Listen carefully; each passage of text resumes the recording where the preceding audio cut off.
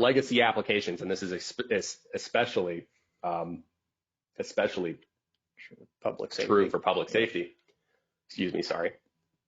Most apps are not designed around current technology, especially legacy ones. Least privilege access control may not be able to be performed with older systems. You might have to, like I said, sandbox it, containerize it. There might be a way to wrap it around something more modern and have the legacy application run virtually. But that could be a headache, right? And then you're maintaining something that's separate from your infrastructure, or it's a special case, and then before you know it, you have 10 special cases, 15 special cases, and you have to go back and re-architect it. Just got to shove them all into DMZ, call it a day. It can be challenging. Yeah. Yeah, it can be challenging. It's very tempting to ignore legacy systems and only build zero trust around the more modern apps because it's easier to set up.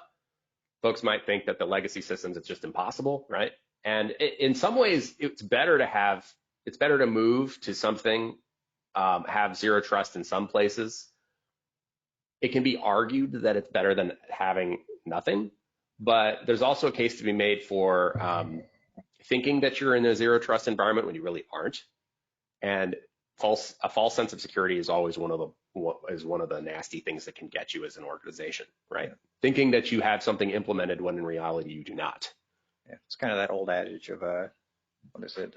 You're only as strong as your weakest link. So if you have a lot of legacy devices that just in no way are going to be able to support zero trust, that in some ways that's going to be something you have to accept and adapt to and kind of configure, as you mentioned, configure those portions of the network or those devices to the point that they're as secure as they can be, but at some point, Right, exactly. And, working with vendors to figure out how to get those legacy applications onto a zero trust model, it's really important to have a back and forth, right?